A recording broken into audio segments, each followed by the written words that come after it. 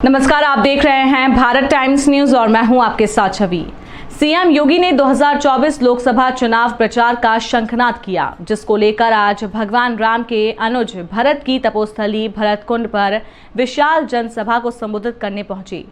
जनसभा के द्वारा सीएम ने मोदी सरकार के 9 वर्ष पूर्ण होने पर मंच से कल्याणकारी योजना के बारे में जानकारी दी।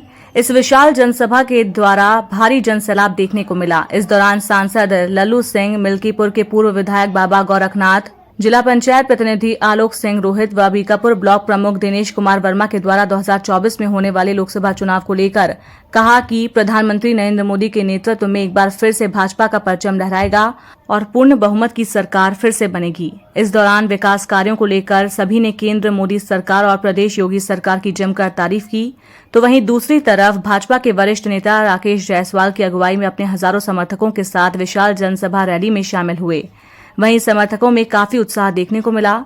इस जनसभा के मौके पर राकेश जायसवाल ने मोदी सरकार और योगी सरकार की जमकर तारीफ की। उन्होंने कहा कि अयोध्या में प्रभु श्री राम के मंदिर निर्माण के साथ विकास कार्य तेजी से चल रहा है। आने वाले समय में अयोध्या नगरी एक धार्मिक नगरी के रूप में स्थापित हो रही है। वहीं मोदी सरकार के 9 वर्ष के पूर्ण कार्यकाल को लेकर कहा कि जिस तरह से केंद्र सरकार द्वारा सभी हर वर्गों के लोगों को एक समान लेकर चली है और आगे भी ऐसे चलती रहेगी। हमारी सरकार का एक ही नारा है। इस दौरान होने वाले 2024 के लोकसभा चुनाव को लेकर उन्होंने कहा कि मोदी जी के नेतृत्व में फिर से बहुमत के साथ सरकार बनने जा रही है।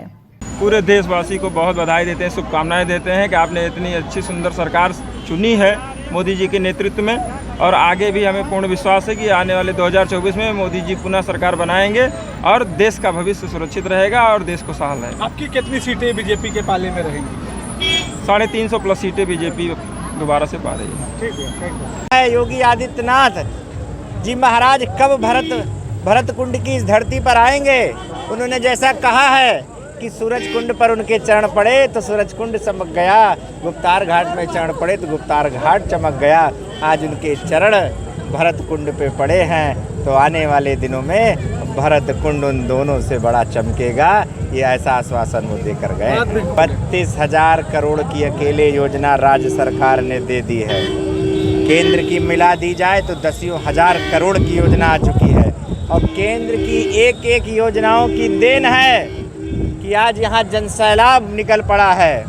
हम लोग भारतीय जनता पार्टी के लोग पाँचों के 5 साल जनता के बीच में काम करते हैं। विपक्षी कहते हैं कि भारतीय जनता पार्टी के लोग हर दिन चुनाव लड़ते हैं। हम हर दिन चुनाव नहीं लड़ते हैं, हम हर दिन सेवा करते हैं, सेवा का भाव देते हैं। जो पैसा सफाई में परिवारवाद के नाम पे उड़ाया जाता था, उस पैसे का सदुपयोग करके अयोध्या ही नहीं पूरे उत्तर प्रदेश में जिस तरीके से विकास की गंगा बह रही है, मैं योगी और मोदी को बहुत बहुत धन्यवाद और बधाई देता हूँ। 24 कहेंगे, कितनी सीटें आपकी आ रही कहीं कुछ नहीं है। पिछली दफा 5-6 सीटें गठबंधन की वजह से इधर उधर हो गई थी थोड़े वोटों से। इस बार तो मुझे लगता है 80 के 80 सीटें भारतीय जनता पार्टी जीतेगी, ये पूर्ण विश्वास है हमको। आज जो माननीय मुख्यमंत्री जी ने सभा किया है, वह भारत सरकार के माननीय प्रधानमंत्री मोदी जी के 9 वर्ष के स्वर्णिम कार्यकाल से को ही लेकर इस सभा का आयोजन हुआ। भारतीय जनता पार्टी पूरे देश में महाजनसंपर्क अभियान के माध्यम से अनेकों कार्यक्रम कर रही, उसी में हर सभी लोकसभाओं में एक सभा का आयोजन है। माननीय मुख्यमंत्री अयोध्या में सभा के मुख्य अतिथि जो है भारतीय जनता पार्टी के विकास के कामों को भारतीय जनता पार्टी ने जिस प्रकार से पूरे देश की महिमा और गरिमा को दुनिया में बढ़ाने का काम किया है और आम आदमी को जो सुविधा देने का काम किया है, गरीब कल्याण की योजनाओं को जो लागू करने का काम किया है, जिसके कारण आज संपूर्ण समाज एक हुआ, उसको लेकर के आज सभा थी। माननीय मुख्यमंत्री जी की सभा में जनता की अपेक्षा थी कि भरत कुंड का विकास हो। भरत जी की वह तपोस्थली है, इसलिए उसको उस प्रकार से तपोस्थली के रूप में विकसित किया जाए। इसलिए माननीय मुख्यमंत्री जी ने आज उस सभा का संबोधन किया। कितनी स्वाभाविक है, नेता जब आता है, पार्टी का मुखिया जब आता है और वो अपने विचारों को व्यक्त करता है तो स्वाभाविक रूप से परिवार के सदस्यों को ऊर्जा मिलती है।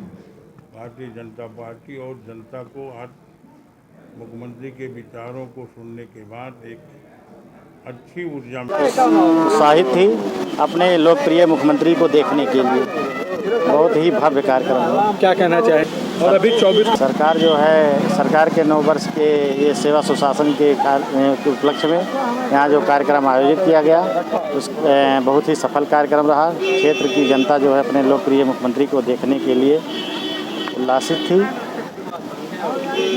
80 में 80 जीतेंगे हम लोग। क्या नाम है आपका? दिनेश कुमार वर्मा, ब्लॉक प्रमुख बीकापुर। इस जनसभा की घोषणा 3 दिन पहले माननीय सांसद जी हम लोग बीच में आए थे, उन्होंने की थी।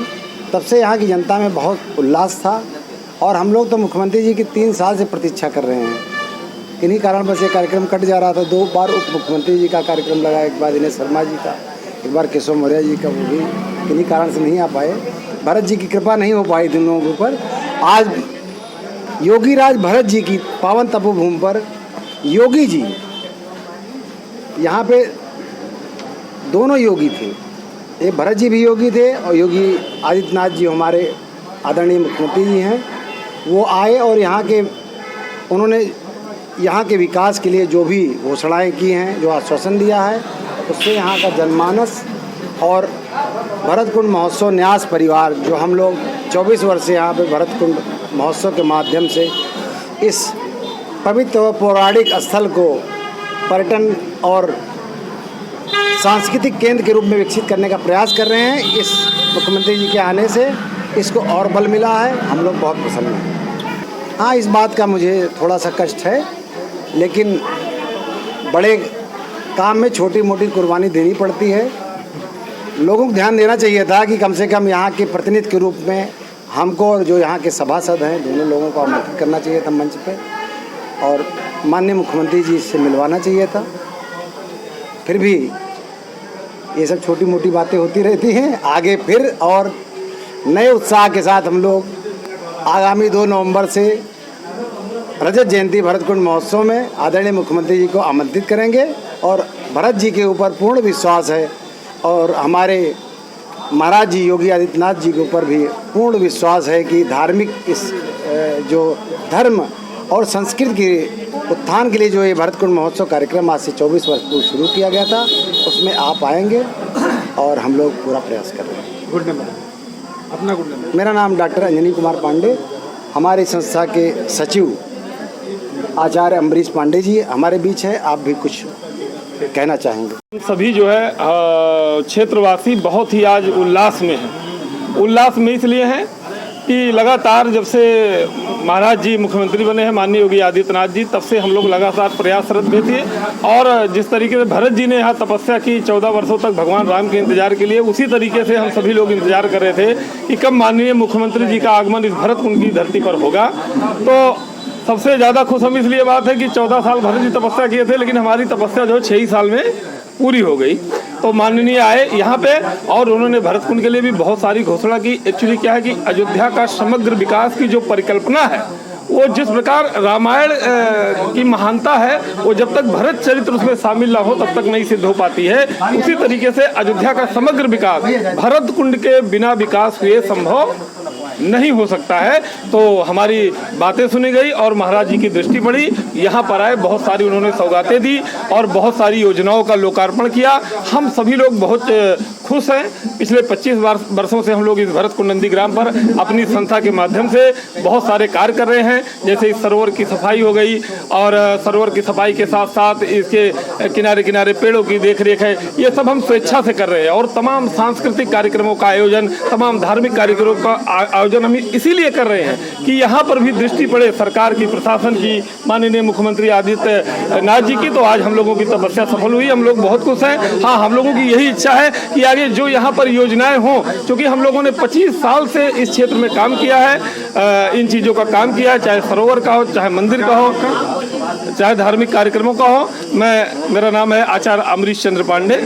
भरत कुंड महोत्सव न्यास का मैं सचिव हूँ। यहाँ भरत कुंड सेवा समिति जो कार्य कर रही है ये भी करीब 16 सालों से उसका मैं प्रबंधक हूँ। तो हम लोग यही चाहते हैं कि एक समुचित विचार करके और इसका समग्र विकास किया जाए।